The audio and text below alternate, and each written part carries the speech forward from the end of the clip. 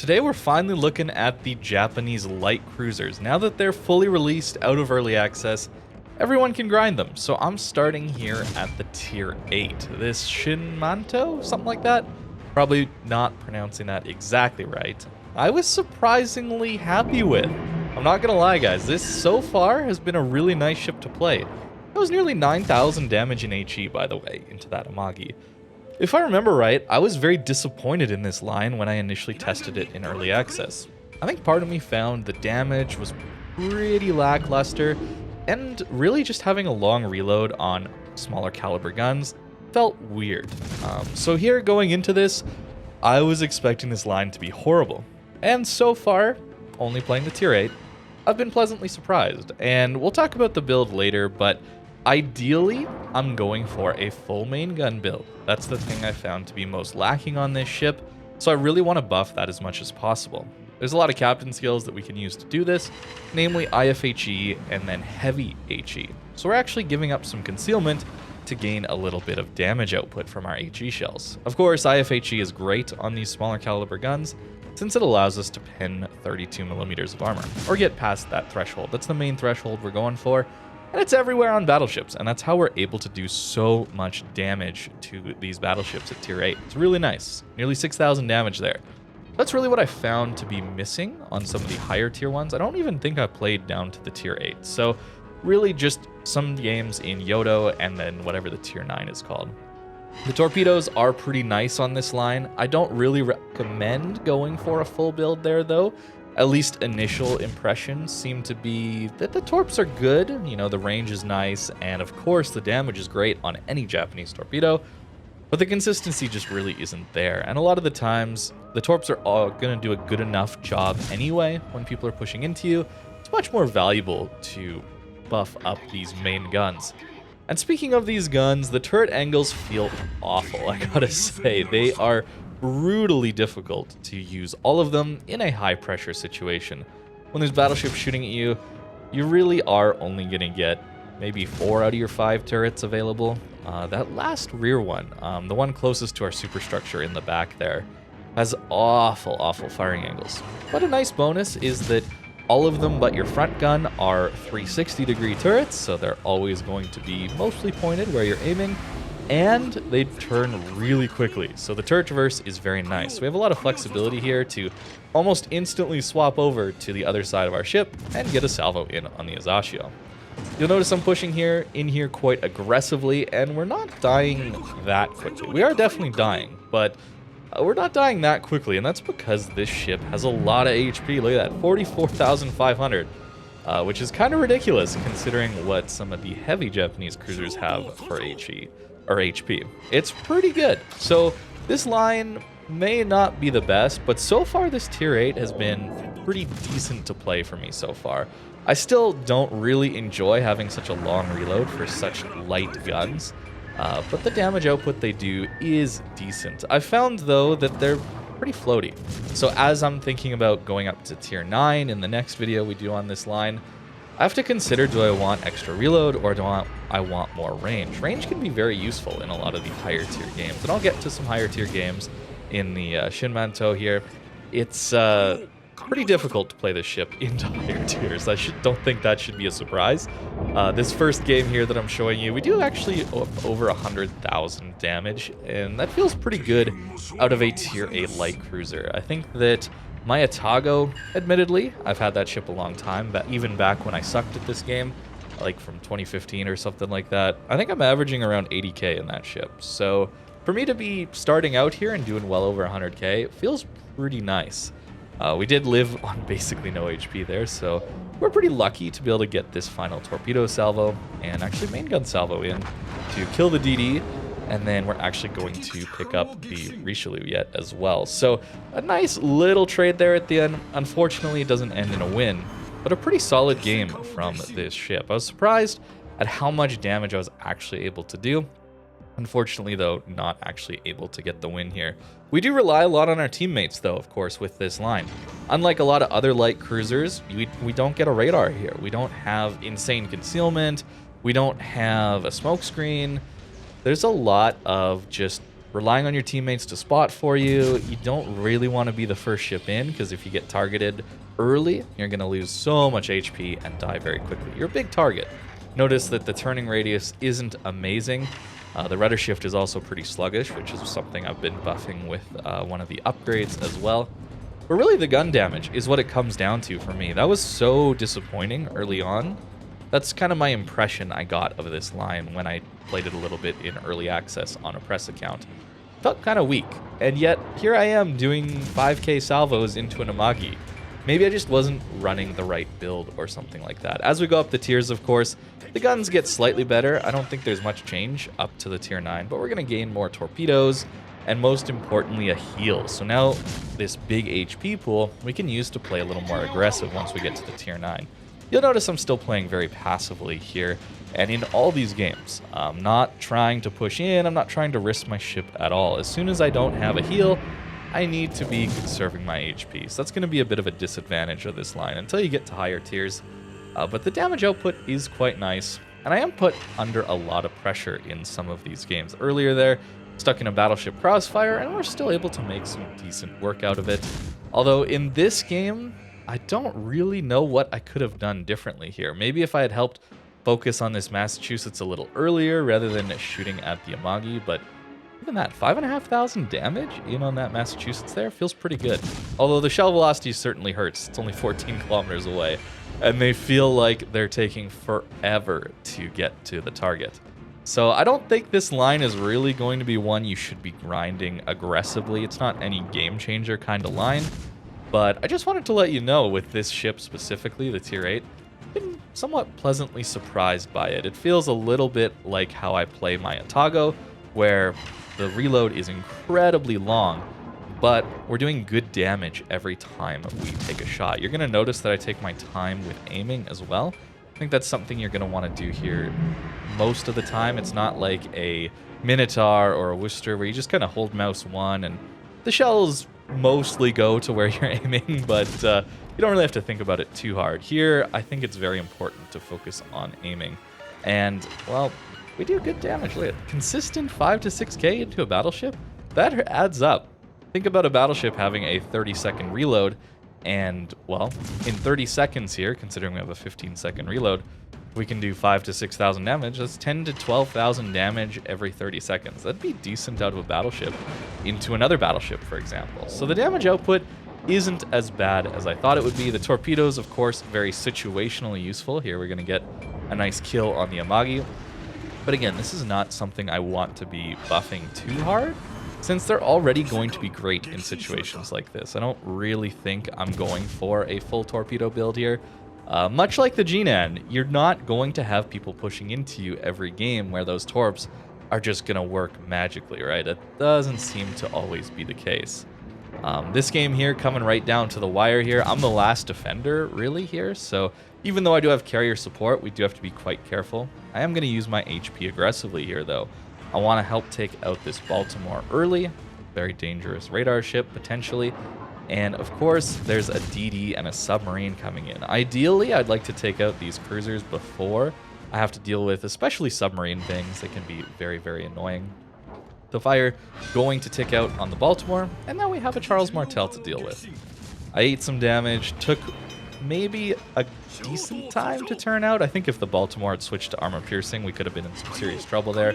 But here, notice the way I'm going to avoid a lot of incoming damage here. It's down to always using your rudder shift to angle as much as you possibly can when you're not able to fire. This is somewhat of an advantage of having a long reload. It's one of the reasons that I think Atago can be very good. You just have to learn how to dodge a lot of the time. Ships with higher DPM that need to be shooting all their guns all the time to make use of that advantage don't have the opportunity to angle in between shots a lot of the time. And if they do, of course, they're just missing out on all their DPM. Here, though, with this long reload, we're able to angle. It's 15 seconds. Well, adrenaline rush has kicked in a little bit. So 13 seconds between our shots at the moment. And we're going to use that time to make sure we're going to dodge as much incoming damage as possible, and then swing out to shoot all of our guns. I will say the firing angles are much better in a kiting position than when we are pushing in. which I suppose makes sense based on the design of this ship. It really is designed to be kiting away, stopping an enemy push, or stalling it out. You don't really want to be pushing in this ship. That kind of should make sense considering it's a light cruiser. It's not really its role here. But you notice we actually didn't take too much damage, although that last shot did kind of hurt against that Charles Martel, who has bigger and probably better guns than I do. I think that that is a difficult thing to learn, and one of the maybe barriers to this line, and maybe the Japanese heavy cruiser line. But I've played so much Atago, gotten so used to that playstyle, that it feels kind of natural to me, and sometimes I'm a little thrown off when I play those high DPM ships, like Worcester, Minotaur, Des Moines, these kind of things, where suddenly I get greedy for all of these salvos. As soon as I'm reloaded, I constantly am like, I want to shoot all my guns. And that can get you into some serious trouble when you're in those high DPM ships. Here, though, you just have to always be playing with your rudder, playing with your speed, trying to avoid that incoming damage. Here, of course, I do have to take the CV hit. I can't be broadside to a Talon. So we're going to try and take him out here. I'm not sure if I quite am able to. Again, we don't really get use of that, I guess, fourth turret, whatever this rear one is. It's very annoying to not be able to use it. It's so difficult. You just give too much broadside, especially if somebody's shooting armor piercing. They have a little bit of improved pen angles. It's going to do just too much damage. I do manage to take out the Talon, and this game, even though it's kind of come down to the wire here, my team did a pretty poor job of pushing in late game here. So unfortunately, we are kind of left on our own. Kind of stuck in a crossfire here too. Keep in mind the Massachusetts can very easily hit us here, and we're pretty low. So I'm thinking about angling into him. And while I do that, well, I just open up broadside to submarine torps. So of course, we're not going to be dodging those. 122k though, another 4-kill game. Is this ship good? Well, I don't know if it's like that good, but as far as tier 8 cruisers go, it can definitely work. We'll see what I feel like once I get up to the tier 9 and tier 10. That might be a little bit more challenging, where that's the ships I played a lot more of. Maybe felt like they were a little bit weaker. So maybe the tier 8 is a decent higher point on this line. But so far, I've kind of enjoyed my time with this ship. Here we got a tier 10 game. Something you want to be keeping in mind when you're a tier 8 in a tier 10 match is you're not expected to carry the game, right? Like, you're not the one that needs to make a play. You're not the one that all the pressure is on, really. Sometimes it can feel like that with some of the state of teammates. I feel you there.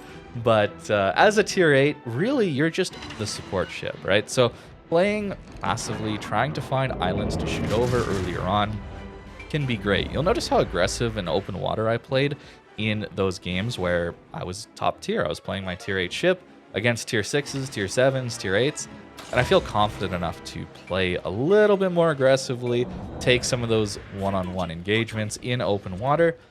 Against tier 10s, that's just going to get you killed. It's no secret that as you go from tier 8 to tier 9 and tier 9 to tier 10, the power levels increase pretty dramatically. Gaining those heals, and especially the accuracy and DPM, really ramps up at those two tiers. So just playing really cautiously, really passively here. We don't have a DD, so we're not really in a position to be taking much ground here. Trying to just get a little bit of chip damage in on this Shikishima. And really, this play comes down to being able to play around this island. There's islands like this and bigger ones. Really, it'd be a lot easier if this island was a little bigger, honestly. But you can play around them, limiting who can shoot at you. As soon as I notice that I'm getting spotted some of the time, I push out a little bit, limiting how much this Shikishima can shoot. If I was going to continue to be spotted there and continue firing where I was, farming the Shikishima from relative safely, I wasn't getting detected, well, he could lob a shell over that island and kill me pretty quickly. So I had to move forward and deal with the enemy Shimanto here. He fires AP at me. I will say, I don't think AP is going to be the ticket on this line, really. It's, well, light floaty shells, so they're really not going to do with that well. So really, buffing the HE is our best bet. And it does good damage, right? 6,500 damage is great. Honestly, that feels pretty nice into that guy. And our teammates do take him out. And even though I am forced away from this island, notice how I'm cutting back in. I'm limiting the firing angles that the enemy battleships are able to get on me. And then I'm going to use my concealment to go dark. Perhaps this is a reason to not take heavy HE. If you're finding that there are a lot of positions where you're just getting overrun or you can't go undetected when you want to and you're getting killed because of that, not running a heavy HE would definitely help you out on that front because you'd have much better concealment. Sure, your HE damage wouldn't be quite as good, but it'd still be decent, I have to assume. I do think IFHE, though, is really, really good on this ship, and really probably for the whole line. We want that big alpha damage hit. It's difficult to rely on fire damage when you don't actually reload all that quickly, because lighting those follow-up permanent fires is really good on a ship like a Worcester that has an insanely fast reload. DDs are also like this. They have really ridiculously fast reloads, so even though they're relatively low fire chance, they still light a lot of fires. And the fire chance here isn't actually that good if I'm remembering right as well. Around 10% fire chance, there's DDs with that kind of fire chance. Although that might be my IFHE. We'll have to check in port. I'm not exactly sure. But again, using this island to limit the firing angles. There was an enemy Malta, an enemy Shikishima, and an enemy Ohio on this flank. And we're still alive down here, even though our teammates have all left. There's a lot of good work you can do. We even get a torpedo. There you go. There's a lot of good work you can do as a cruiser, as a low-tier squishy ship, if you can play these islands correctly and limit how those battleships gain access to shooting at you. It can be very annoying for the enemy team, since they're basically control A here, yet they're not actually able to push out. I'm always going to be a bit of a torpedo threat here. I do back out there, just jumping ahead. I just do back away since I had no spotting. I didn't know what was going on. So I just backed away and stopped firing and didn't do any damage for maybe a minute or two. That's okay too. I don't need to be always applying pressure. Notice my team is clearly winning in the north side of the map, so I'm just a stalling, annoying force here. And notice we've already done up over 87,000 damage. Again, this game is going to go up over 100k. It's a decent damage dealer, surprisingly, for tier 8. I was not expecting that. And yeah, it's a big ship that is pretty easy to hit, but with rudder shift and playing with your throttle, we even dodge a bit of an Ohio salvo there at 9 kilometers. And this is really what it comes down to with this ship, is knowing your limitations and ducking behind cover, not taking engagements that are just going to make you lose all your HP early on. I think as I get into the tier 9 and the tier 10 and I gain that extra heal, I'm going to have a lot more fun where I can play a little bit more aggressive, play around with my HP, take worse engagements, and hopefully get myself some more damage because of that. But for here with tier 8, you just got to know that you have to play cautious. And look at that. Over 100k, we do manage to sneak in and grab the ACAP, and we're going to win this game. And we did a lot of good work there as a bottom tier cruiser. So perhaps I haven't played enough of this ship yet, but so far, while grinding this ship, it's gone pretty well. It's gone pretty well. You look at that, even top score in that tier 8 game. Tier 10 game, I should say. As for the build that I'm running, it is, like I said, very damage focused on our main guns. IFHE, taking Adrenaline Rush, taking heavy HE, not even taking Survivability Expert, which may seem a little weird since I tend to take it on most cruisers, but this is a lot of HP for a light cruiser, and I'd much rather gain that extra damage for me personally. If you're finding that concealment difficult to use, maybe try running SE. That'll give you a lot more HP. The superintendent here is so that once I get to my tier 9, I don't have to respec, and I can make use of that extra healing. Demo expert here. Notice I'm really not doing much to buff the torp tubes here. I find them just alright enough. I am taking Swift Fish since I didn't really know what else to take in that 1 point slot because I had 1 left over. IFA or incoming fire alert or priority target. I usually take 1 of these if I have skills remaining. On light cruisers, it can help in those open water kind of engagements. Here's the modules and upgrades. I'm taking rudder shift over propulsion since I found myself mostly needing the extra maneuverability when I was in open water. If I was playing more on islands and wanting to maneuver around islands much better, propulsion mod would be awesome. But I found myself, once I got to an island, relatively safe with this ship. So I wanted that extra maneuverability when I'm in open water, and probably in a little more danger when I'm in those open water engagements. The range is nice, I will say. The HP is nice. The damage can be pretty good with a build like this, but It's a light cruiser, so you're going to take some big hits. Sure, you get a bit of a 27mm deck, but it's big. It's got light cruiser guns, but it's a big target, and you're going to eat a lot of damage. So keep that in mind.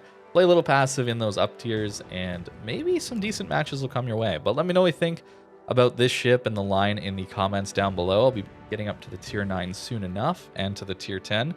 Yeah, I'm pretty pleasantly surprised by this ship specifically. I was going into this thinking it would be bad, and I had a pretty decent time. So thank you very much for watching, and I hope you have a great rest of your day.